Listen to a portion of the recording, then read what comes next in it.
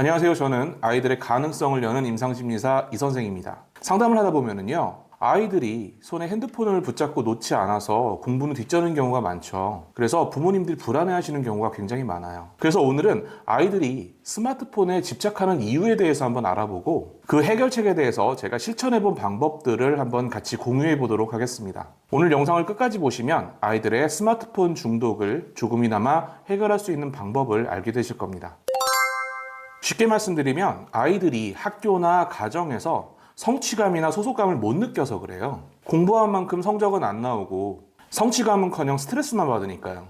그런데 스마트폰은 어떻죠? 자기가 선택할 수 있잖아요. 심지어 아이들이 학교에서는 성적이 안 좋아도 게임 안에서는 왕처럼 대접받을 수 있어요. 또 온라인 친구들이 자기를 막 존중해주고 존경해주고 막 이런단 말이죠. 현실이 어떻든 간에요. 그러니까 아이들은 즉각적인 도파민을 주는 스마트폰으로 도피하는 거예요. 이건 단순한 유의가 아니라 불안을 해소하는 행위라고 할 수 있어요.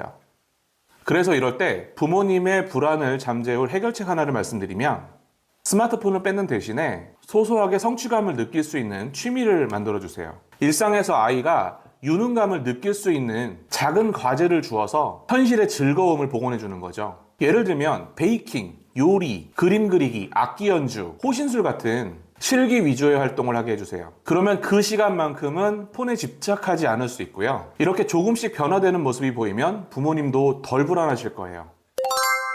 아이들이 폰만 본다고 부모님들 속상하시고 애가 공부 안 하고 낙오될까봐 불안하시죠? 그런데 아이들이라고 마냥 속이 편할까요? 그렇지 않아요. 우리 과거를 한번 더듬어 봅시다. 부모님들도 독서실에서 공부하기 싫을 때 어떻게 하셨나요? 만화책, 무협지, 소설 이런 거 안 보셨어요? 저도 그랬어요. 은영전, 영웅문 이런 거 다 독서실에서 독파했어요. 그런데 그러고 나면 죄책감 느끼지 않으셨나요? 애들도 똑같습니다. 공부 안 하고 폰만 보고 딴짓한 거 지들이 다 알아요. 그래서 죄책감 느끼고 있고요. 그런데 거기에 부모님들이 공부 안 하고 폰만 보고 딴짓한다고 뭐라고 하면은 지가 괜히 뜨끔하니까 버럭 화를 내는 거예요. 그래서 이럴 때 부모님들의 불안을 잠재울 해결책 하나를 알려드리면요. 폰을 보는 것은 인정해주세요. 대신에 그만큼의 시간만큼 해야 할 과제를 분명히 확인하시면 돼요. 학교 수행평가 준비, 숙제, 학원 숙제 같은 꼭 해야 되는 것들 있잖아요. 이게 삶에 대한 태도를 연습하는 거예요. 어찌 보면은 성적보다 이런 애티튜드 교육이 더 중요할 수도 있어요. 해야 할 건 해야 한다는 원칙을 지키게 하는 거죠. 그래서 잘했을 때는 스마트폰 사용하는 거 노터치. 이렇게 하면 성적과는 상관없으니까 아이들이 죄책감이나 부담감이 좀 덜해져요. 그리고 좀 귀찮긴 해도 숙제 같은 건 하라고 하면 곧잘 따라오는 경향이 있어요. 그렇게 하면 부모님의 불안도 상쇄될 수 있습니다.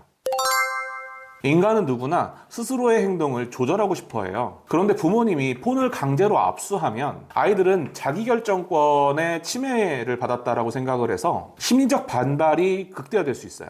그래서 압수하는 건 좋지 않은 방법이고요. 자기가 환경을 통제할 수 있다고 느끼도록 해줘야 돼요. 그래서 이럴 때 부모님의 불안을 상쇄할 수 있는 방법을 하나 제가 알려드리면 아이들에게 주말 스마트폰 관리자 권한을 부여해 보세요. 가족 모두 주말에 집에 있을 때 아이가 스마트폰을 관리하도록 하는 거죠. 급한 전화나 카톡 연락 아니면 스마트폰을 모두 손에서 놓는 거예요. 그리고 그걸 관리하는 걸 아이에게 맡겨보세요. 부모부터 스마트폰 게임을 안 하는 모습을 보여줘야 돼요. 사춘기 아이들은요, 성인과 동등하게 대우받는 걸 원해요. 그걸 공정하다라고 생각을 하죠. 그런데 부모님들은 스마트폰 게임을 하면서 자기들만 제한을 받게 되면은요, 엄마 아빠는 게임하면서 나는 왜 안 되라고 말하는 거죠. 그래서 역할을 바꿔서 아이들에게 관리를 시키게 되면요, 쉽게 말씀드리면 거울 치료 효과가 나타날 수 있어요. 이렇게 하면 부모님의 불안도 줄어들고 아이들도 자기조절력을 기를 수 있습니다. 오늘 영상이 도움이 되셨다면 또 다른 도움이 필요한 분들에게 이 영상을 공유해 주시면 감사하겠습니다. 궁금한 점은 언제든 댓글로 남겨주세요. 진로를 부탁해 이 선생은 앞으로도 여러분 자녀의 밝은 미래를 응원하겠습니다. 감사합니다.